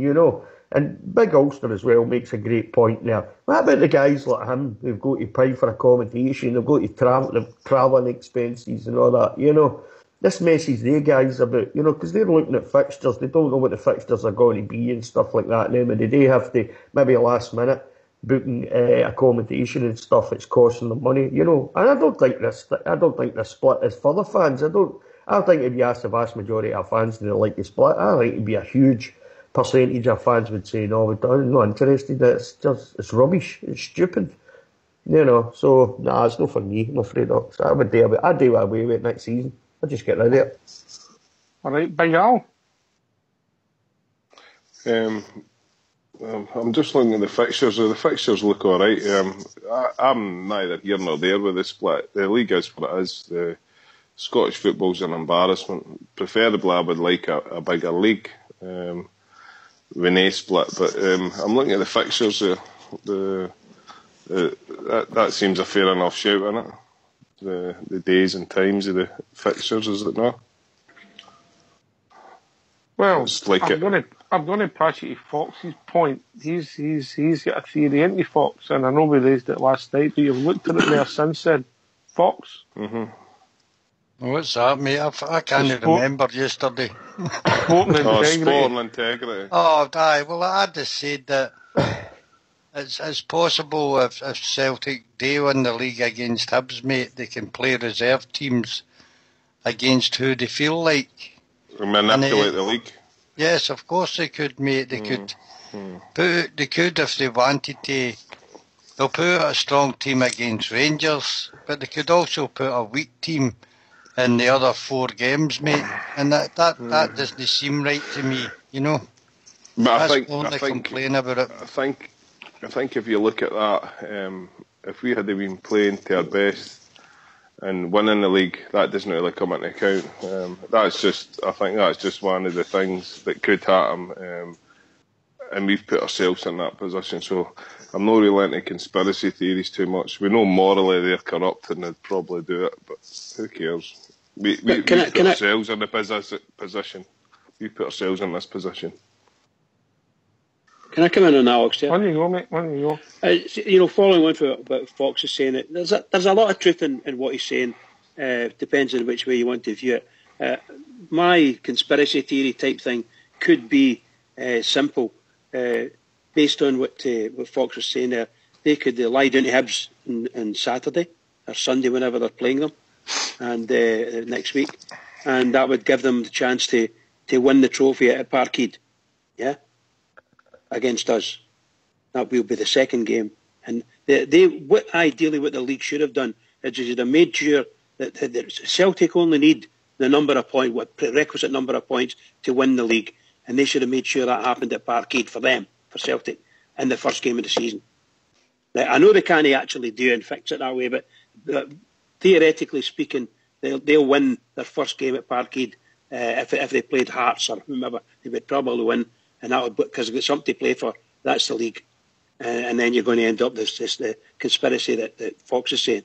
What you could find is a slight change to that. As I say, whenever they play Hibs in the first game, they could in fact draw it, get it up a draw, or even Hibs beating them, because they're going to be playing Rangers at Parkhead the next game, and we'll be forced to go back doing the same thing they tried to miss out on. I personally would have said to them that the Rangers game should have been the last game, simply because of the situation that they're in. Celtic will win the league, so it forces Celtic to go and win the league anywhere they want, but they're going to play Celtic Rangers last game of the season, and there you go. Live with that one. That's what I would have said. All right, well, also been good. On you go, True. Listen, I think that's just, I'm sorry, whether we like it or no, lads, that's one of the perks of winning your league. You know, we would do the same thing, I think. You know, but, here. It's one of the perks. No, I wasn't meaning that we were doing anything. All I was meaning was that we're saying, based on the split, the post-split, the idea was that Celtic wanted Rangers at Parkhead in the first game after the split, so that they could, A, we think, rub our noses in it, and B, they would win the league by beating us. That's exactly what they wanted. Okay, but what could happen, I'm saying, is that they've put it to the second game, so they think, well, that's that out the window. Well, what I'm saying is taking Fox's conspiracy theory and massaging it a wee bit. They could go to Easter Road and lose, and therefore they would have to play the game against Rangers would in fact be for them a title-winning game. That's all I mean. Right, sorry, I'm just on. Before I go to L63, I can take Fox's point. There's still something to play for if you accept second place is something to play for. But what I can't get, and I think it was Ibrox that mentioned that the fans don't know where they're going. Or sorry, Big Ulster mentioned that the fans don't know, they can't arrange things. It's bad enough when they move fixtures for a Saturday or a Sunday, but you don't even know where you're going. And it's only this weekend, but next weekend they start doing the fixtures, you've got to organise trips. Nah, no for me. I've never thought it's been a good idea. Anyway, Alan 63, how we doing, mate? Hello, guys. How you doing? Good evening, Alan. Hey. Good evening, Alan. How you doing, guys? It's good listening to you, but it was just before Bridgman had come in. We're going to get criticised. No. It was the same thing I was going to call up and say, and it was there's every chance that if Celtic put out what you would term their best team, that Hibs can beat them anyway. Or draw. They only need to draw. And that messes up this thing that took all this time to make up. Was it no kind of stupid, the way that they've went and thought of it? Because you wouldn't have one game for Celtic to win the league if you were doing it proper, because it's to do with the police and no causing hassle and all that they would obviously cause like they do. then you would give them 3 games before they played us, just to make sure it was over. This is just stupid the way they've done it. And It'd be the last game for me. Sorry, pal. Oops. You there, Al? I think he's gone, Bridge. Oh. They're part of the best team that can play against them, because they've got a good midfield. Whether we like it or no, they've got a good midfield. The defence isn't great, but it seems to do alright against that lot. Septic, filth, whatever. I just think the whole thing is stupid, and it's now time it was done away with.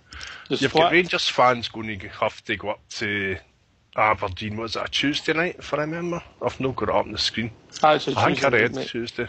That's just mental. For a meaningless game, because come that time, I would imagine that second place will already be kind of decided, wouldn't it? Could be, potentially. Could be. And what I don't like, Al, is you don't know when the fixtures are.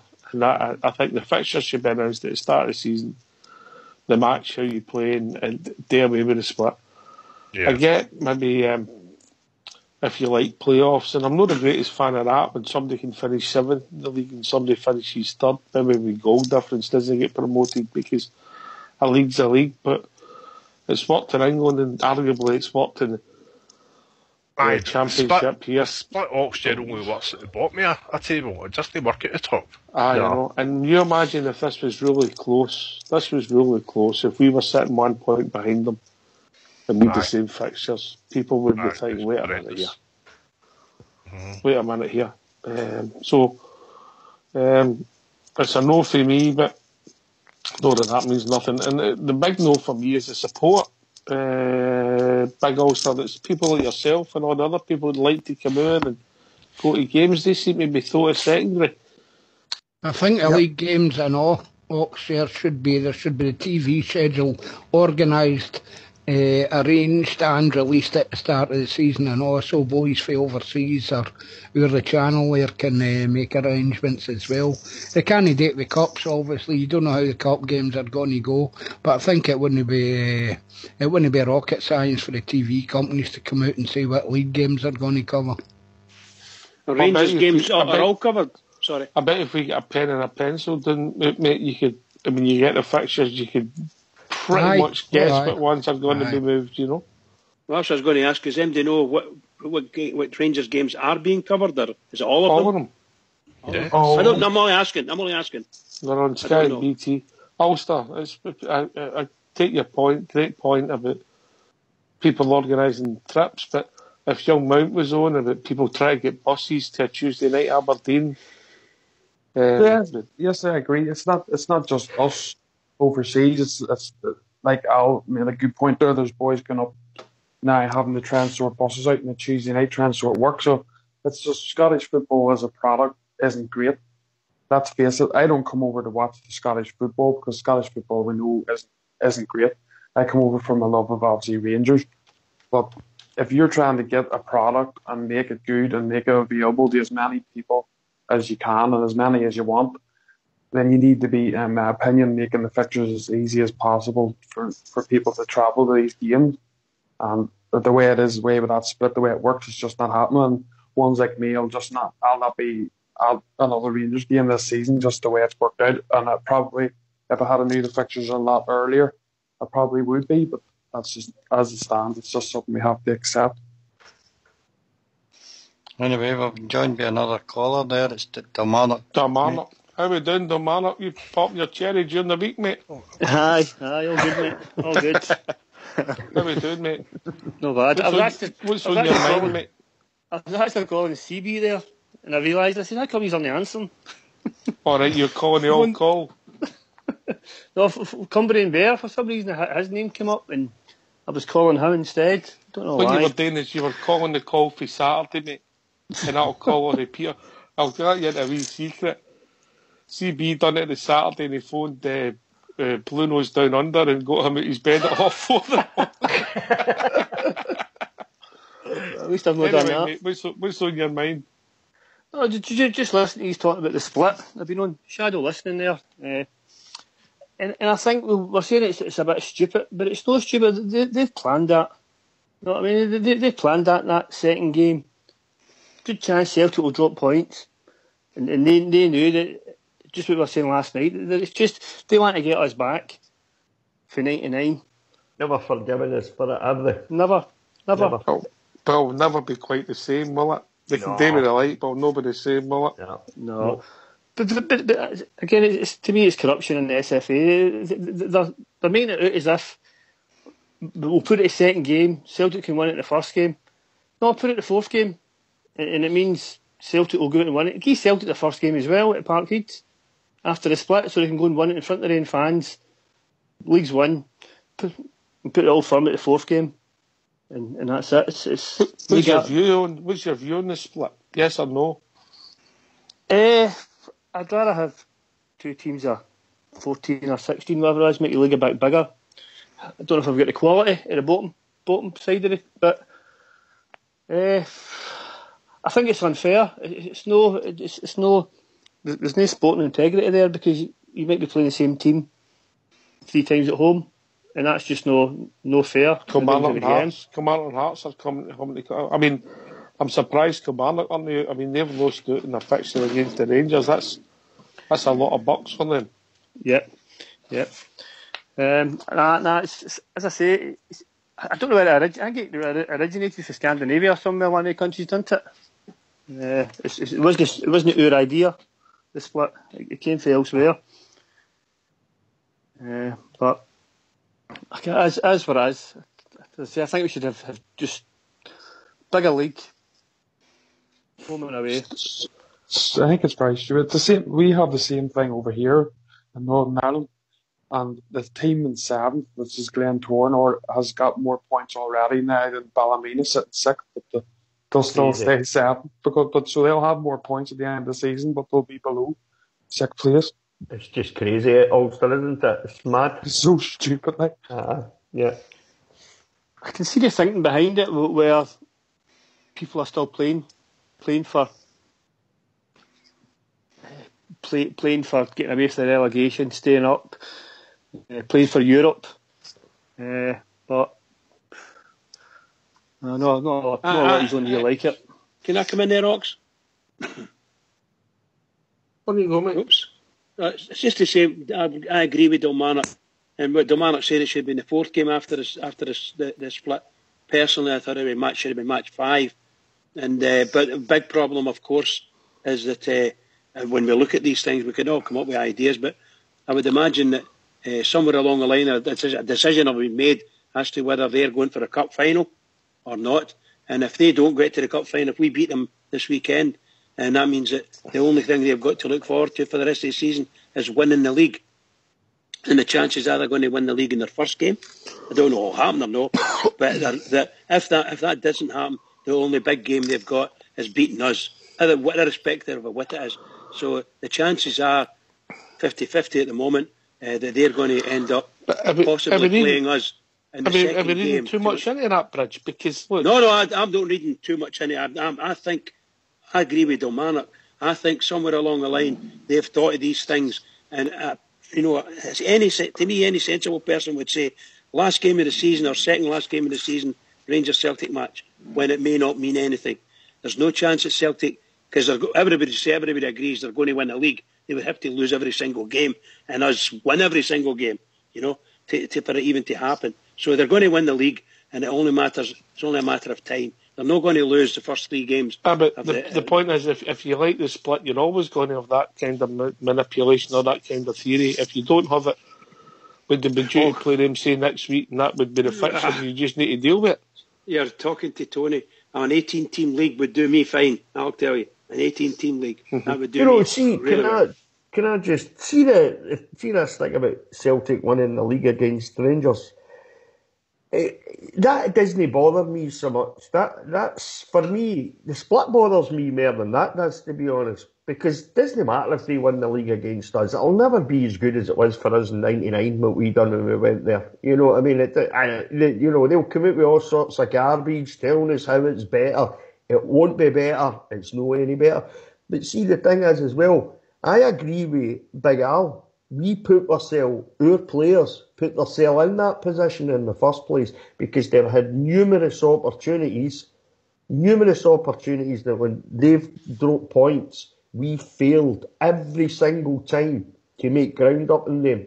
So we can't get to this point in the season when we're failed so badly to keep up with them and start moaning about they might win the league against us, you know. I mean, you talk about all sorts of permutations, all sorts of conspiracy theories, but at the end of the day, the only reason we're in that position is because our players just weren't up to it. It's as simple as that. And for me... Wait a minute, Bridge. Sorry, pal, sorry, buddy, sorry. If you play them in that second game, and you could be right what you're saying against Hibs, they could draw with them, that would roll on to the next game against us then. And if they win the league against us, you get yourself off the park. It's as simple as that, and you let them have their cheesy celebrations. You just get off the park, you let your wins in the dressing room. That's what I said. Anyway, we've been joined by Denver Bear. Evening, Denver. No, I stopped it, mate. Good afternoon, gentlemen. How are we doing? Evening, Denver. How we doing, mate? I'll tell you what, that Skype nonsense doesn't work up here in Wyoming, that's for sure. Well, maybe it's just because you're an old cowboy. That's right. I was in a bar last night called the Naughty Pine Saloon, and it's like John Wayne and all his brothers there, man. They've got the big 10-gallon hats, got the guns on the waistband and all that. Wow. What a place that was. Did you have your piece on? No, I'm not allowed to carry up in Wyoming, big man, so no, you're not licensed for Wyoming. Carry only in Colorado, so I'll bring it next time. I'll buy one up there. Buy one up there. That was the same as Bridge. He was only allowed to carry in Brington. That's where I thought I was. I thought I'd walked into the Mermaid at one point, you know. You sure there wasn't a Grand Old Opry? Grand Old Opry. The corners of my mind. Yeah. I remember those days.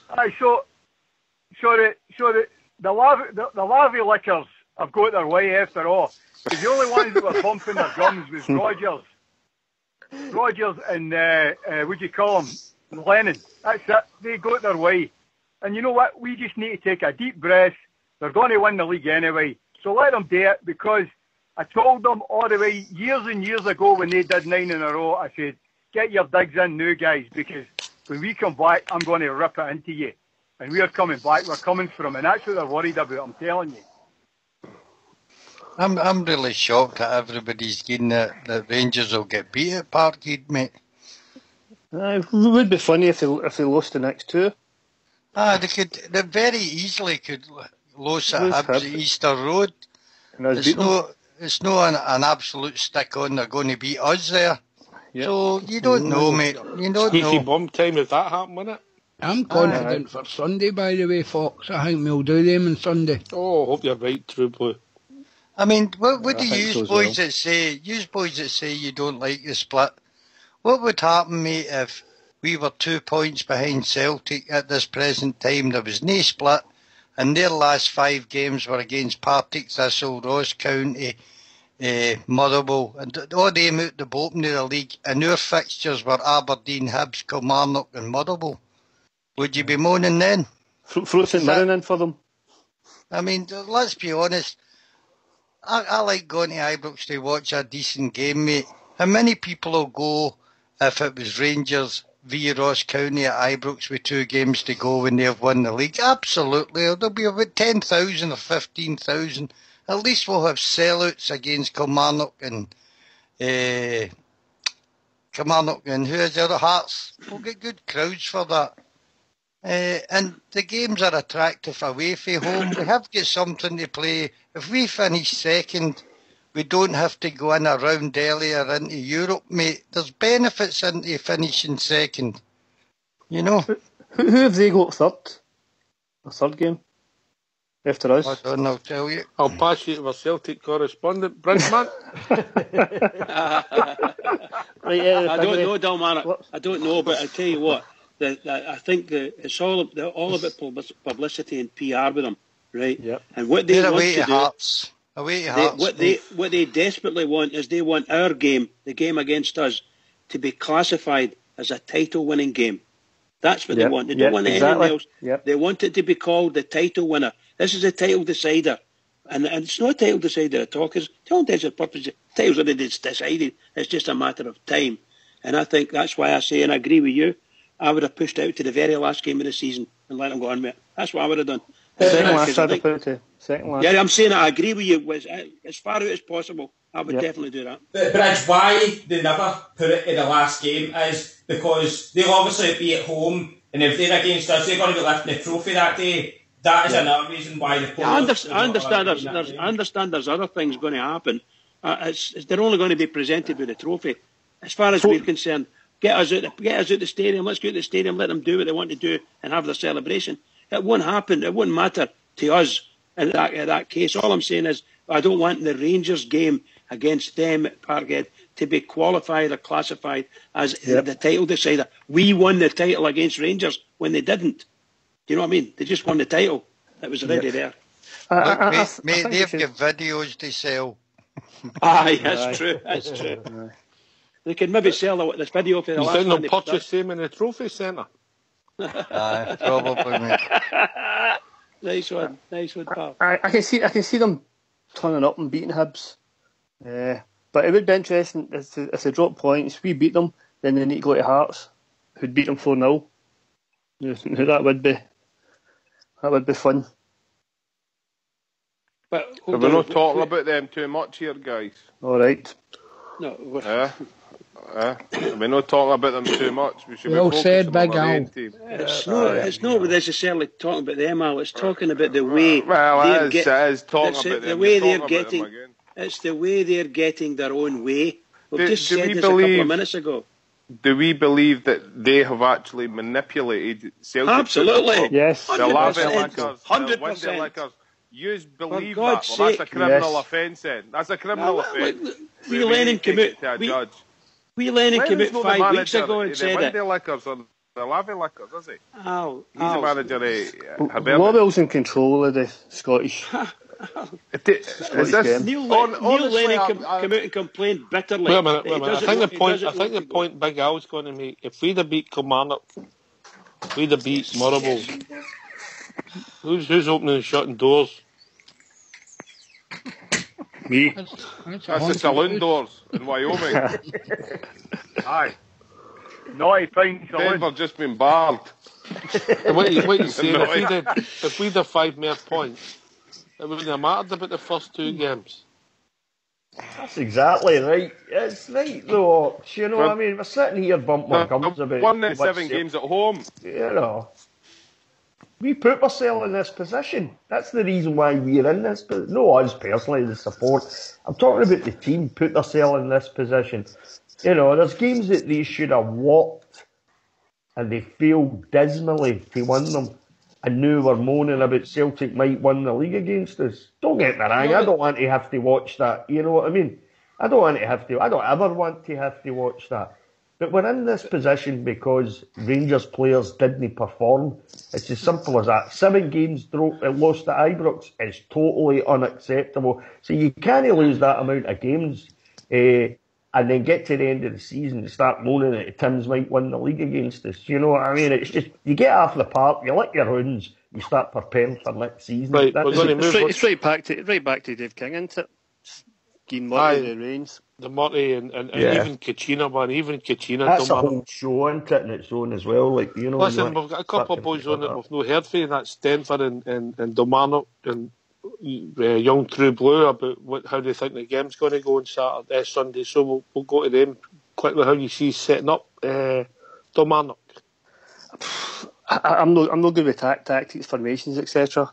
I play football, know what I mean, but I'm just no good at looking at a game, looking at tactics. But I think it'll go more or less the same team that started against Dundee.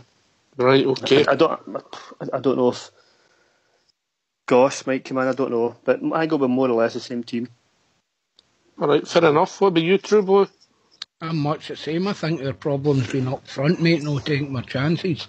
If you think the one's Morelos, the sitter, he's been passing up. You know, I think we've got to be clinical when we get the chances, and I think that's going to happen. I really hope it happens on Sunday. As I say, I'm quite confident about Sunday. I think everybody's writing us off, and that's when we're dangerous. I don't know why they're writing us off. We should have at least get a draw in the last game there if Morelos doesn't hit a post and puts that ball in. It was easier to score, I think. And if you remember a couple of headers they had the games before that, you know, we're not that far out there since Sunday, I'm telling you. I think if we take our chances, we're clinical up front, I think we'll be laughing at the end of the day. Yep, agreed. The Cowboy. I said to my boy yesterday. Right, that's me. That's me. He was up there. He was up there full. He's a stunt double in Brokeback Mountain. right. Two faggot Cowboys. Yup. No. No. I didn't say that, did I? Anyway, I said to my boy yesterday, game on Saturday. I think we'll play the same team. I think that's I'm with the other guys there. Same team. I've got a bad feeling about this Sunday's game. Don't cut me off, Ox. I think we'll get beat on Sunday and we'll beat them at Parkhead.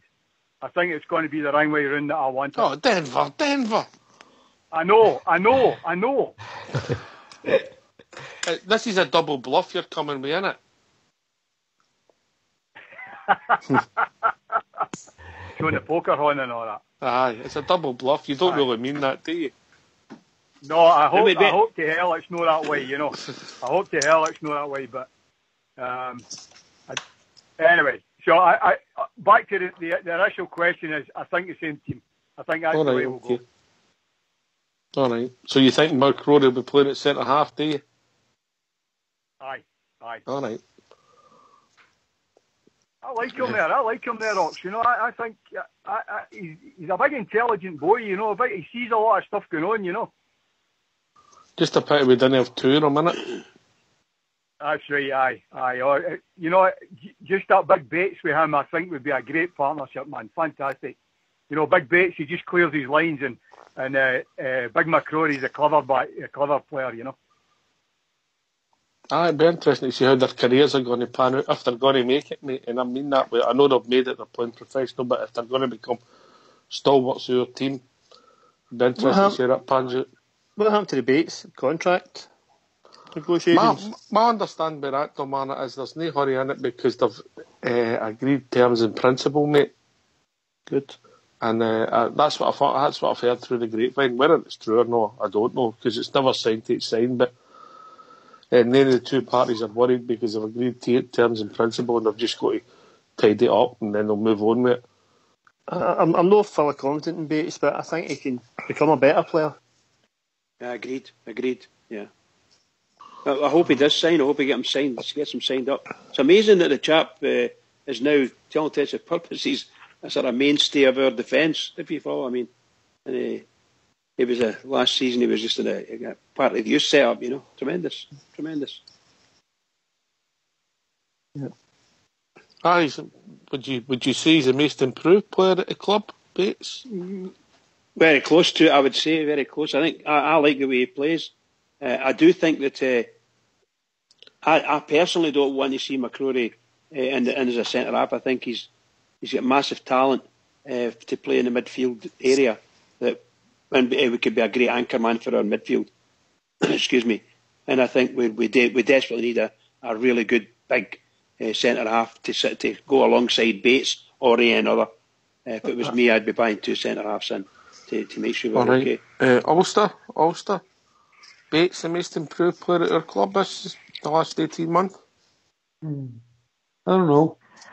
He's done well. He has done well coming from where he came from. I think he really at Parkside and he was thrown in and got obviously that game Parkhead and he flourished. He's done well since then. But I think like the Taverniers done pretty well as well this season from last season. I don't think he was that great. I thought he's done well. There's been a couple, but McCrory's another one. Obviously, he's come through the ranks and he's done very well for us. But Bates is definitely up there with one of the successes of the season for me. True Blue. Aye, definitely. I think the boys missed the new. I like the two of them, but like some of the other guys there, I prefer McCrory at the back of a diamond. You know, the defensive guy sitting in front of the back three or whatever. I think he's more effective there. I think he's got better range of passing and gets the opportunity to use it. But as I say, I'm confident for Sunday.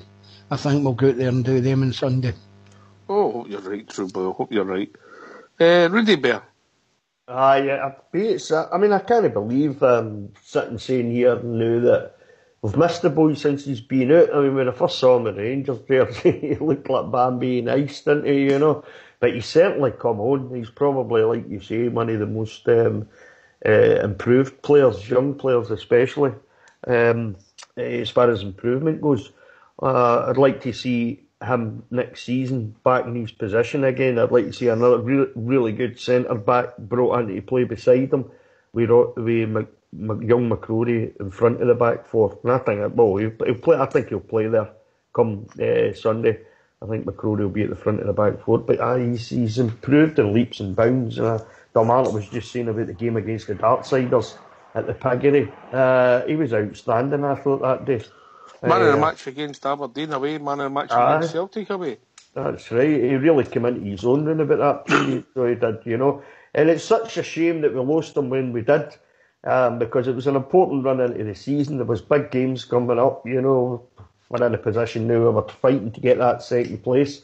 And we could really have been doing with him. If you watch, you know, the performance of the two centre-backs, you know, Martin and Alves over the last couple of weeks, God, you know, apart from the weekend there, you know, if you look at their performances, I mean, for two guys to have that amount of caps and experience and play in the leagues and stuff that they've played in, to be so bad at times, it was dreadful. So we've certainly missed them since the boys been out, you know. Yep. Fox? Candias for me, mate. Most improved player. I think he's started the season, his consistency all season's been good. His work rate's been very good. And his assists have been very good this season. So Candias for me is the most improved player compared to last year. He was the ways last year. Did he not come in? Oh, I'm talking Pedro, last manager, I should have in the summer. He came in the summer. All right, well, he was here last year, but not the full year. All right, I'll see you that, Fox. Bridge? Well, I'd said earlier, I thought that Bates had been really, really best improved. I thought really good. I agree with Fox. I think Candias is really good, and particularly the second half of Saturday, it was excellent, really good. And I think he's a good wee player. Candias was our most improved player in the last 5 years. Brooks? No, without a doubt, mate. He's the most improved player because, let's be honest about him, he's got no airs and graces about him. When he needs to clear it and do the simple thing, he does it very well. When he's got time, he can still bring it down and get a decent pass away, and he can move up the field a wee bit, you know what I mean? He's got the things about him, and I think, without a shadow of a doubt, most improved player this season. I'll say it's Candias. I think he's been superb. I can kind of agree with you on that one, lads, but just see the thing with Candias, you expect it for Candias. You know what I mean? He's a more senior pro than young Bates. He's doing it as a very young man, starting to find his feet in our first team, and that's the only reason why I gave it to Bates. Candias is arguably been my most consistent player at times this season, but Bates has come in the big games, but let's be really honest about it. We'd all been saying, Bates is playing, but he never let us down. Big Al? Well, I'm glad that he's all on board. For the first time I seen that boy, I thought he was a better player. He came on and he proved it in that Aberdeen game. He's head and shoulders above the other two centre-halves we have at the club at the moment. It's just a real pity that he's not on the team, and he has been sorely missed. As I say to you, and I'll repeat myself, Bates, McCrory, these are the guys that we have to build a solid unit around for next season. These are the guys that have got to give 100%. They're not going to leave anything on the park. You can see that in their attitude. They're young, they're vibrant. That's what we need. And the both of them are strong men. Until we get 11 of them on the park. With pace.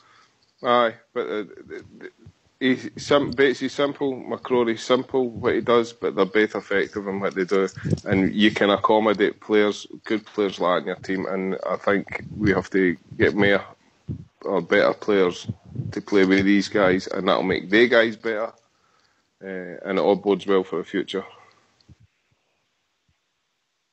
Denver? Aye, no doubt about it. Big Bates, he does a simple thing. Just clears his lines, that's all you need. And you get a football player next to him, a big hard football player next to him, clear his lines, that's good enough for me. I've got a wee point about Greg Docherty, if you've got a yeah, wee minute. On you go, mate. I'm seeing great similarities between when Wee Doddy came to St Johnstone.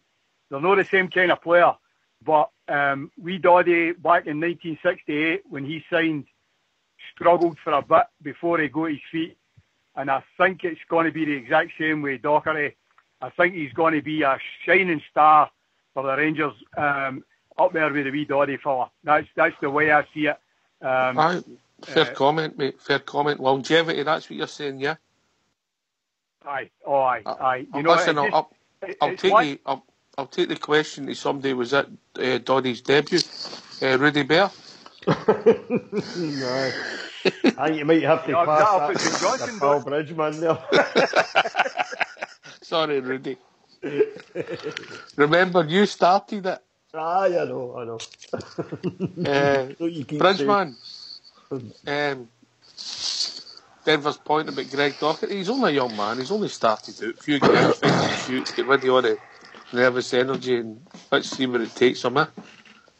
Yeah, he's going to be a good player, I've no doubt about it. He's proven that he's quite good. I'm not trying to take anything away from him. I don't think he's quite the person that we thought we were getting, but that could be due to multiple basically the players in the team beside him. But he's not a chance to shine among the better players. He's starting to come in now. I think he's going to be a smashing player, but I don't see him being a big star. But I think he'll be a good player for us.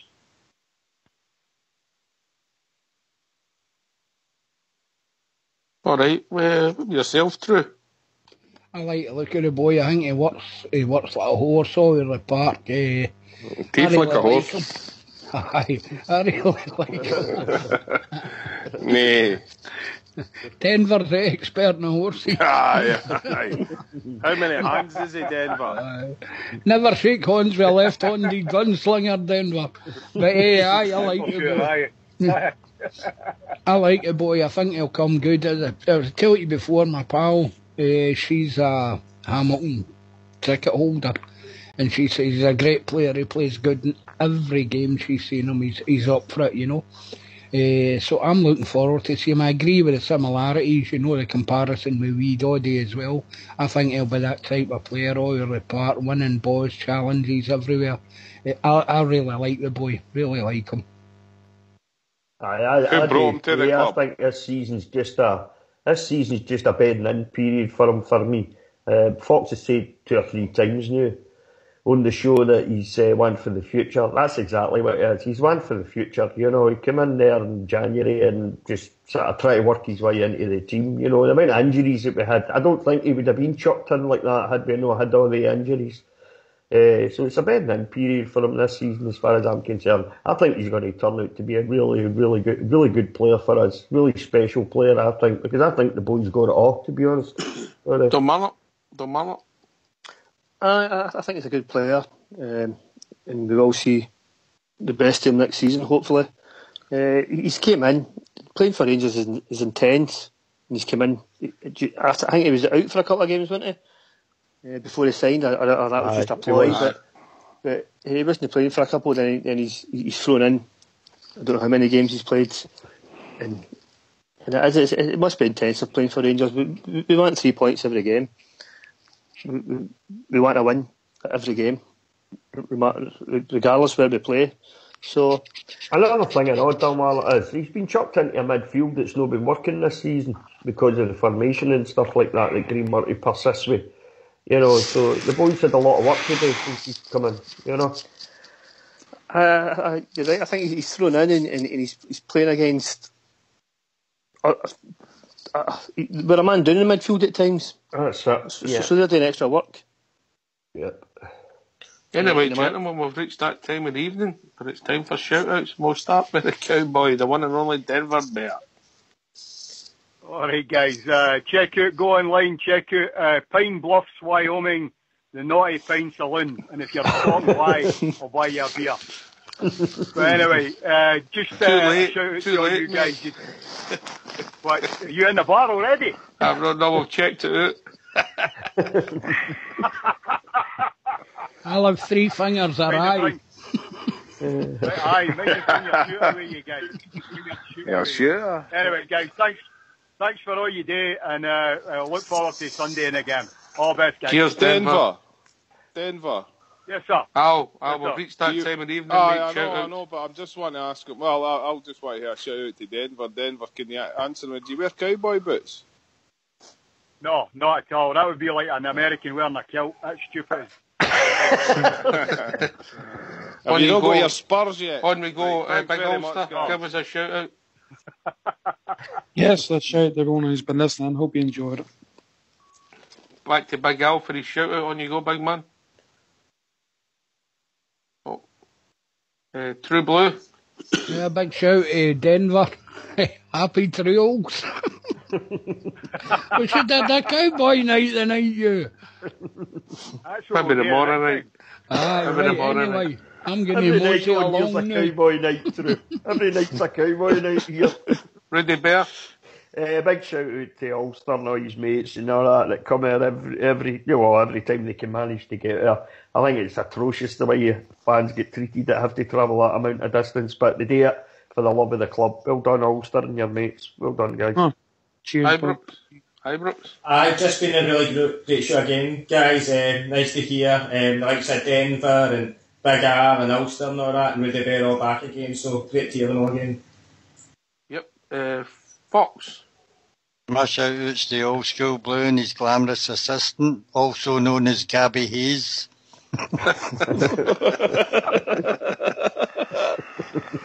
Cowboy theme. Bridgeman. Oh, what can I say? A smashing night tonight. Well done to everybody. Really good discussions. And hopefully we'll all get our head together and continue these great discussions for the rest of the week, leading up to the game at the weekend.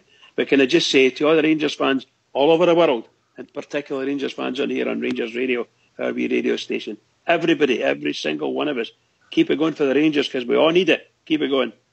You're here, and I'll be meeting up with the Butch Cassidy and the Sundance Kid on Saturday, so look forward to that. Can I thank everybody that's called in? Denver, Ibrox Loyal, Bridgman Fox, Kilmarnock, great to hear from Rudy Bear, True Blue, Ur Ulster, Al 63, Big Al in Australia, and everybody that's took part in the lobby. It's been great. This has been Rangers Radio. Thanks for listening. We'll be back tomorrow night between 9 and 11 talking about all things Rangers. Take it away, Fox. Just before we go, mate, we're looking for somebody to present the show on Sunday as everybody else is either going to the game or missing, so Ibrox Loyals away, so I don't know if Big Ulster or Bridgeman could do it, so they can let us know. Bridges at the game. Bridges at the game, so we're looking for a... I'm away for the weekend. I'm up north this weekend. Oh, the Sunday show is looking in doubt at the moment then. Thanks very much. I'm sure somebody will come out the woodwork. Take it away.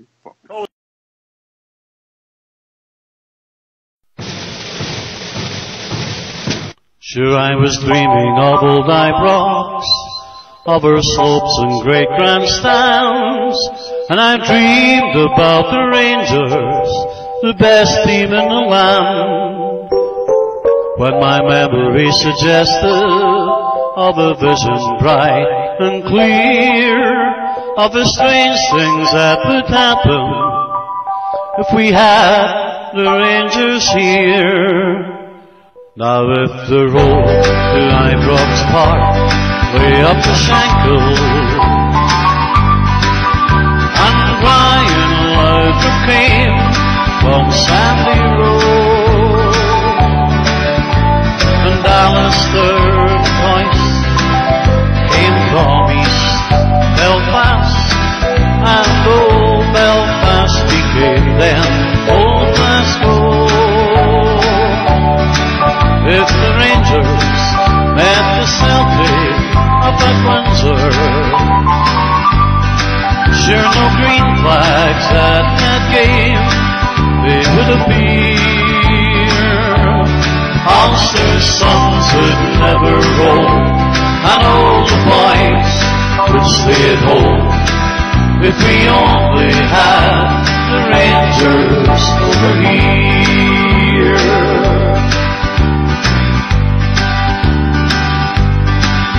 I dreamed about her Ulster men who wore the shirt of blue, Bertie Manderton, Sam English, Norrie Hamilton, McCandless too. I have dreamed of Whitey MacDonald, who came from Lisburn town, and the greatest Billy Simpson, who never let them down. Now if the road to Ibrox Park way up the Shankill, and Brian Laudrup came from Sandy Road,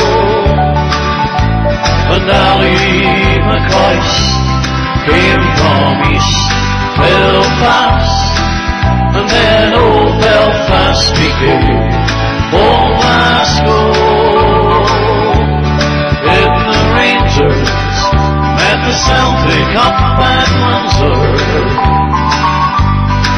then no green flags at that game, they would appear. Ulster's sons would never roam, all the boys would stay at home. If we only had the Rangers over here. If we only had Glasgow Rangers over here.